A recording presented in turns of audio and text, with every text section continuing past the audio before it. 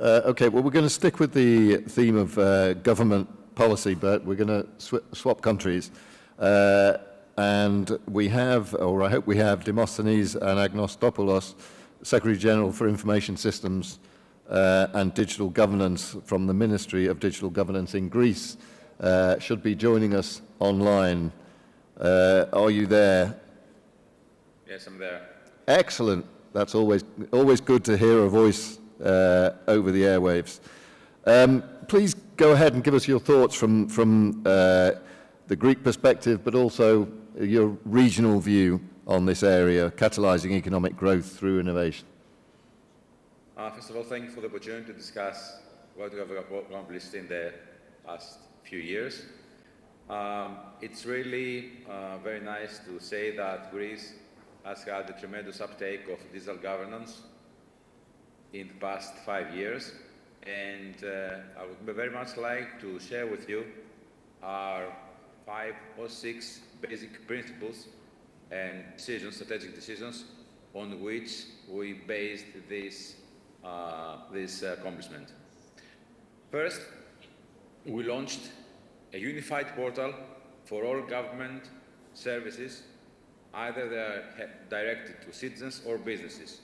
We launched GovGR, which is more or less like Gov.uk, and we moved from 500 digital services offered through this portal to more than 1,700 services offered for citizens and businesses.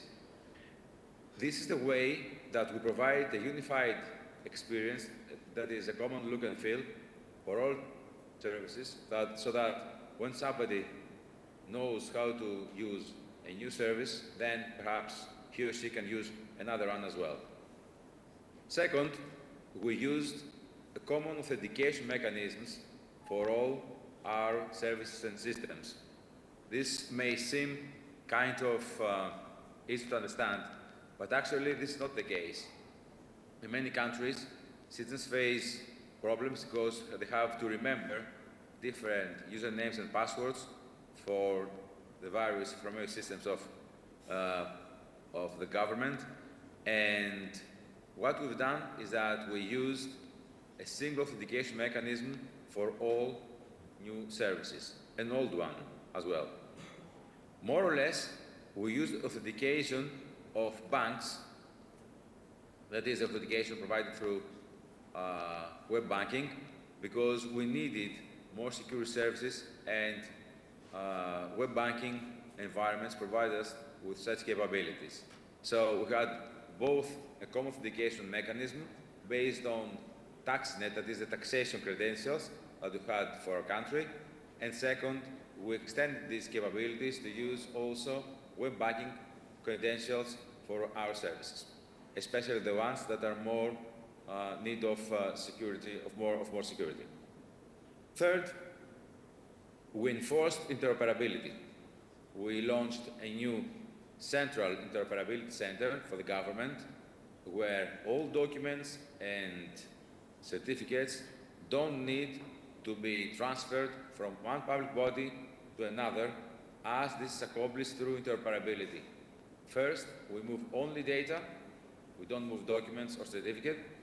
And second, and most important, we don't enable the different government authorities and public bodies to just be the owner of their data.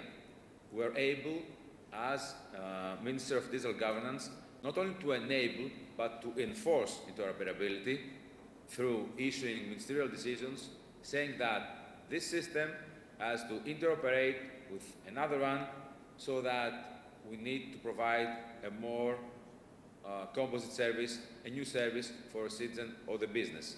So we don't let them have silos as ministry or public bodies, as ministries or public bodies. Ministry of Digital Governance is the only ministry which is responsible for enforcing interoperability, just also in the case that they don't want to interoperate with other public bodies. This is of crucial importance to our understanding, because in the past years, not only in our country, but in other countries as well. You had public bodies who just didn't want to interoperate and exchange data with other public bodies. Having a single interoperability center and a mechanism for issuing ministerial decisions that enforce interoperability is a key to promoting digital governance in our country. Third, interoperability. Fourth is that we have a cloud-first policy, which is, I think, our basic policy for hosting and providing such services through since 2020. So in the past 4 years, all systems are hosted and get serviced through common data centers of the government, through our government cloud, and have embraced what the EU says, that is a hybrid and multi-cloud approach. In this way, we have both on-prem infrastructure, that is, we have our own data centers, which are local here, and also we use public cloud infrastructure and capabilities for other systems. That is the hybrid cloud. And concerning the multi-cloud approach, we get the best of our contractors, which is manufacturers. So we have specific features that we want to take from Microsoft, Azure, or Oracle, or Amazon, or Cloud, or Google Cloud. That is what we do to be multi-cloud. So these are 4 principles that we based our strategy and had considerable gains in our digital governance efforts. To be very precise, we moved from 50 million transactions which were offered to citizens back in 2019 to more than 1.45, almost 1.5 billion transactions offered to citizens and businesses in 2023. So this is a tremendous uptake of digital governance. Of course, we had a different way to include some financial transactions in these last few years, but the growth is exponential, as you may understand. Apart from that, our strategy was based also on having enterprise agreements with manufacturers such as Microsoft and Oracle to have coverage of all public sector needs, or not only all needs, but at least the ones that were of utmost importance. And that includes not only office automation tools, but also databases, etc., and the middleware, etc.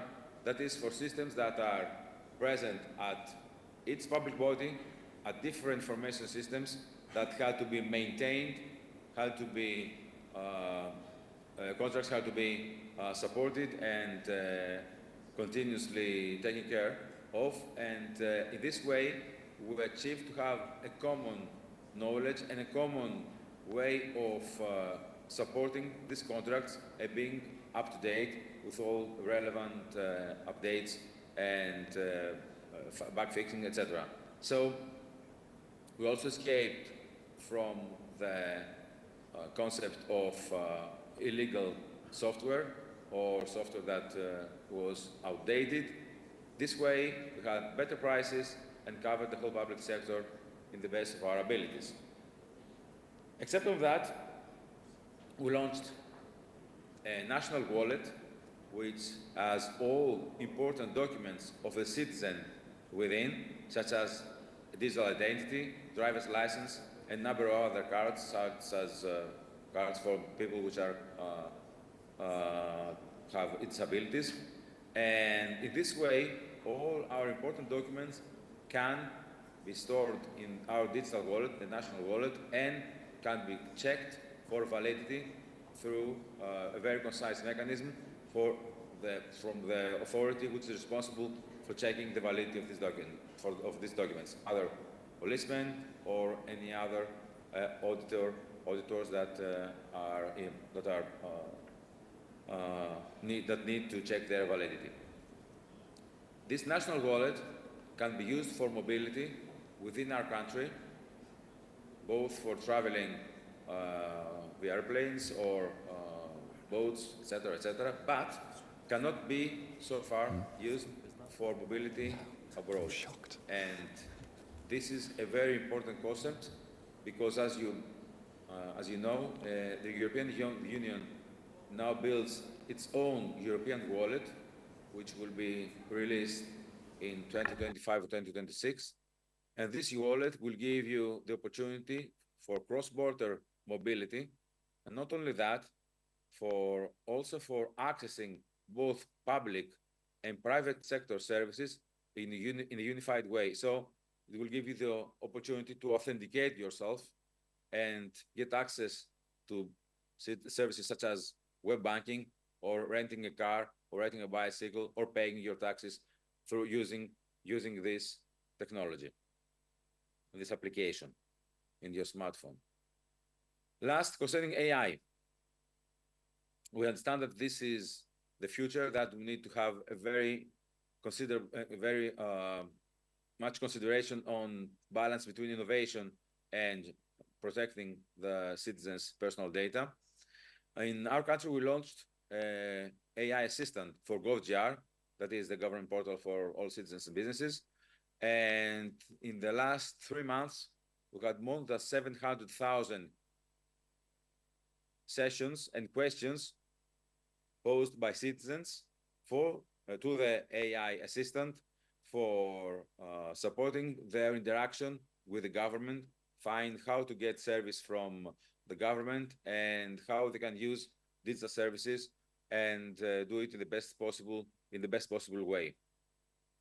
We also plan to further expand AI tools and applications in other areas and sectors, but you know that the issues concerning regulation and comply with both national and European legislation is a very important issue when building AI applications that influence somehow citizens' rights.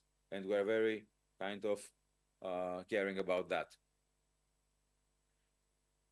To my understanding, cross-border mobility and collaboration between all countries in the EU, and especially in our area, is of much importance to promote not only data exchange and building services, but also promote the cooperation between people, between businesses, so that we have a multiplied effect in this area. I think that there are common issues that we need to respect concerning regulation, and common principles and standards that if we somehow adopt, then both mobility in terms of physical mobility and virtual mobility in terms of getting access to services and data will be of much influence, of much importance and effect for our citizens and businesses. Thank you. Thank you very much indeed. Thanks for that.